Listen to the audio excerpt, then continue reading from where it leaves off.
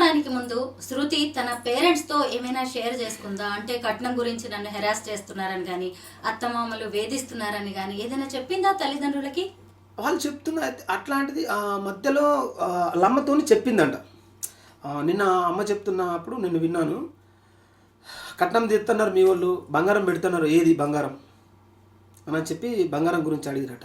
ఈ కట్నం బంగారం అంటే ఇంకొక విషయం అదికి వచ్చింది.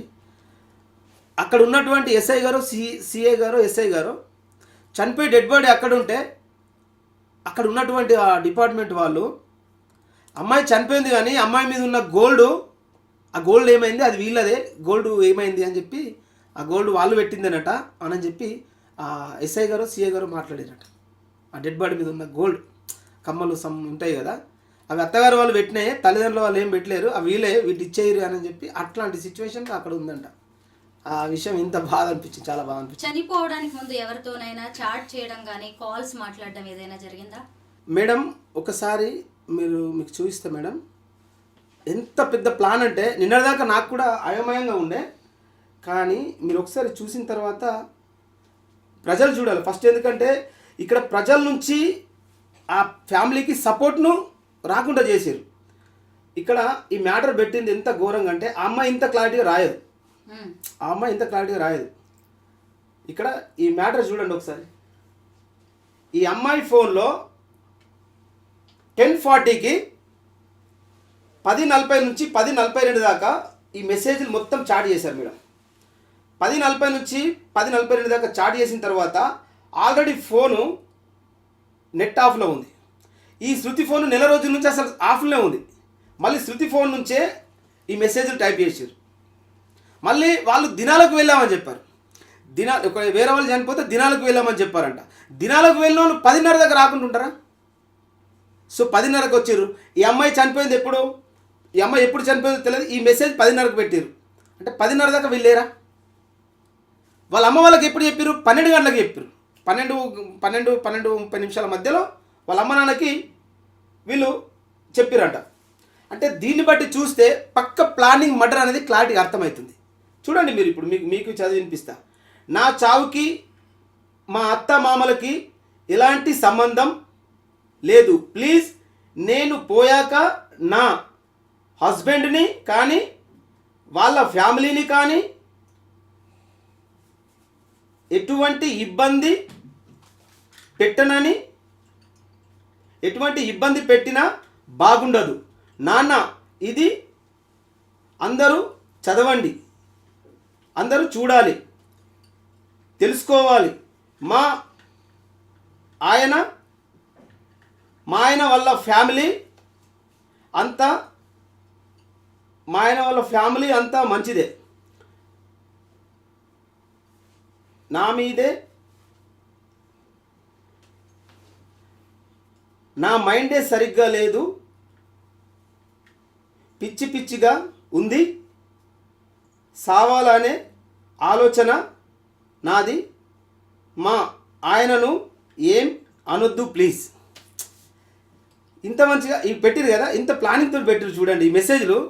ఒక అమ్మాయి చావాలని డిసైడ్ అయిన అమ్మాయి ఫ్యాన్కు ఉరివేసుకొని ఈ మెసేజ్లని టైప్ చేసి ఫోన్ పక్కన పెట్టి ఉరివేసుకొని బలమైన కారణం లేకుండా, వాళ్ళంతా మంచోళ్ళే. అసలు పెళ్లి కంటే ముందు నుంచి అమ్మాయిని వీళ్ళు ఫ్యామిలీ తీసుకొచ్చారు కదా. తీసుకొచ్చినప్పుడు ఒకవేళ ఈ అబ్బాయి దగ్గర ఉన్న ప్రాంతంలో వాళ్ళు హుటాహుటిని వచ్చి ఒక 10 రోజులు ఏమో చలో ఇంటికి పోదాం అని చెప్పి వాళ్ళ మనుషులతో పోతే ఈ అబ్బాయికి దగ్గరైన తర్వాత మళ్ళీ విడిపోయి వాళ్ళ అమ్మ నాన్నకు దగ్గర కాలేదు కదా. అట్లాంటప్పుడు చావాల్సిన అవసరం ఏంటి? ఇంకో మెసేజ్ ఏం పెట్టారు? ఇదేనా కోరిక అంటే వాళ్ళ ఫ్యామిలీని ఏమనొద్దు, నా ఇష్టపూర్వకంగా నాకే పిచ్చి కళలు వచ్చి నేను చచ్చిపోతున్నా. ఎంత లాజిక్ చూడండి ఇది. మళ్ళీ ఇంకోటి ఏంది? ఇదే నా చివరి కోరిక, మిస్ యూ నాన్న, అమ్మ, మై ఫ్యామిలీ, అందరికీ సారీ,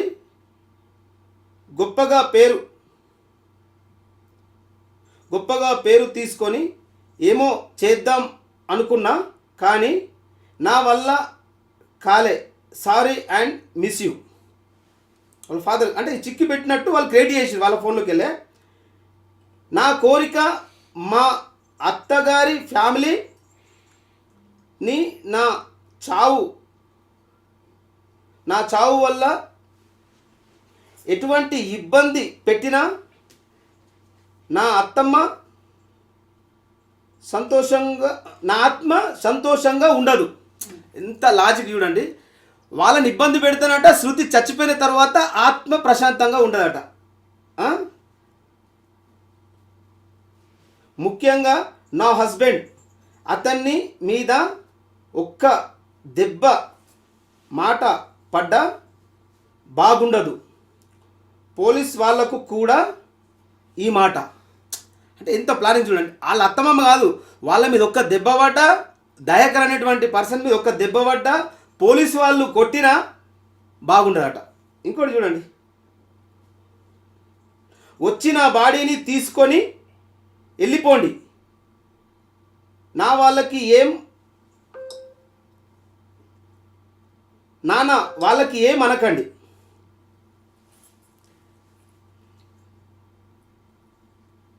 నన్ను బంగారం లెక్క చూసుకున్నారు. ప్రామిస్గా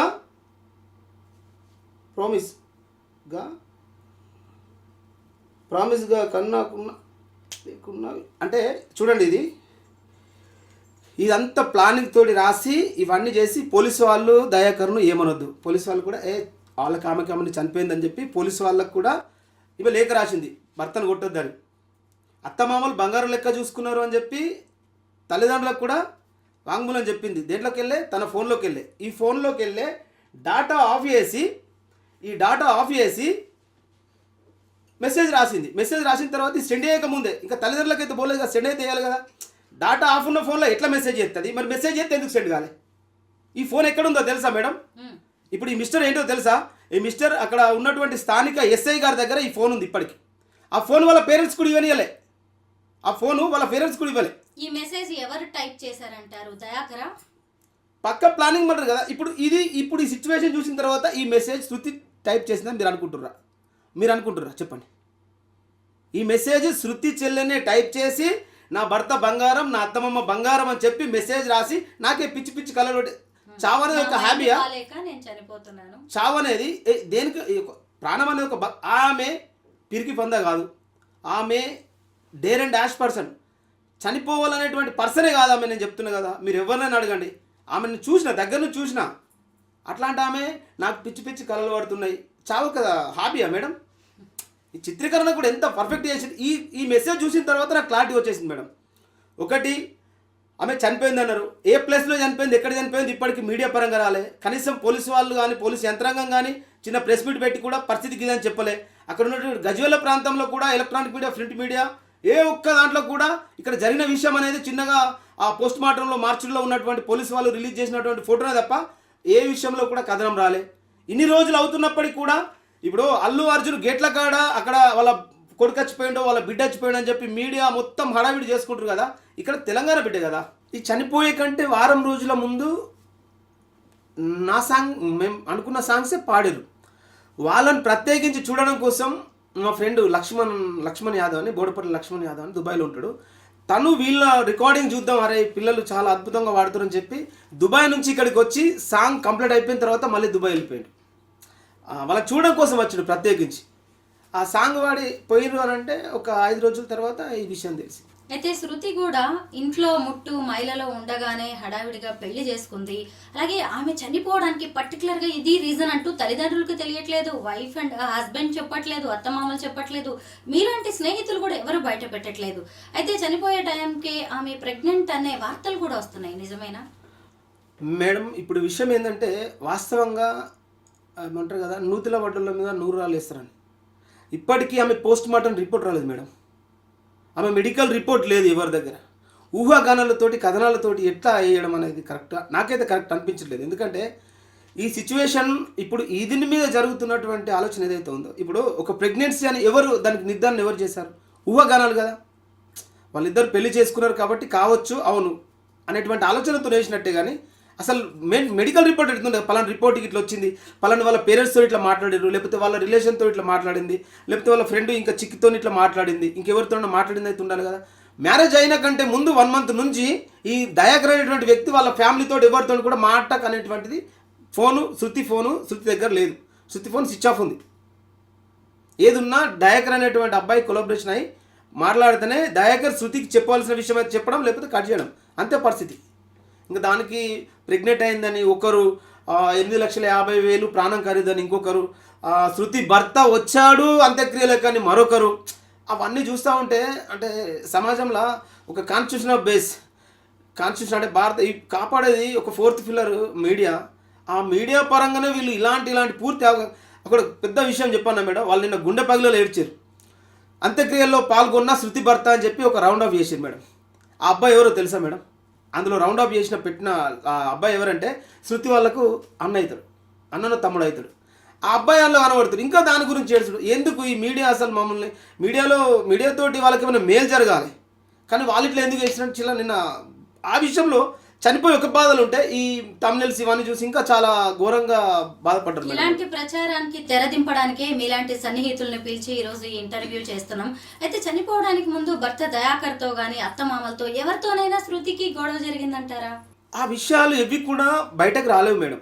ఇప్పుడు ఎట్లా అయింది ఏం కథ అనేది కూడా ఇక ఆ పర్సనల్ విషయాల్లో ఆమె పెళ్లి చేసుకుంది, వాళ్ళకి వాళ్ళు ఉన్నారు కాబట్టి పర్సనల్ విషయాలు ఎవరు అడగలేరు, వాళ్ళకి చెప్పలేదు. ఎప్పుడైనా వాళ్ళ అమ్మ ఫోన్ చనిపోకంటే ముందు ఒక 1-2 days ముందే ఇదే గోల్డ్ విషయం అన్నారు కదా మీరు, గిట్లా వాళ్ళ అమ్మతో మాట్లాడి అమ్మ గిట్లా నువ్వు పెడతాను, మీ వాళ్ళు పెడతాను గోల్డ్ ఏది, మరి బాధ పెడుతున్నారు, ఇంకేది ఎప్పుడు పెడతారు ఏం కథ అని చెప్పి ఇట్లా ఇబ్బంది పెడుతున్నారు అమ్మ, నన్ను ఇట్లా వేస్తున్నారు అని చెప్పి వాళ్ళ అమ్మతో అంటే భావోద్వేగ చెప్పుకున్నారంట విషయం. ఆ విషయం ఆ అమ్మ చెప్పింది నిన్న. మొత్తానికి ఫోక్ సింగర్గా, పేరడీ సింగర్గా ఎంతో భవిష్యత్తు ఉన్న శృతి జీవితం ఇలా అర్ధాంతరంగా ముగిసిపోయింది. ఆమె ఎందుకు చనిపోయింది అనడానికి బలమైన కారణాలు అయితే ఏవి కనిపించట్లేదు. ఏది జరిగినా ఇప్పుడు మళ్ళీ మనము శృతిని మాత్రం తీసుకురాలేము. ఆమె ఆత్మకు శాంతి చేకూరాలని మేము కోరుకుంటున్నాం.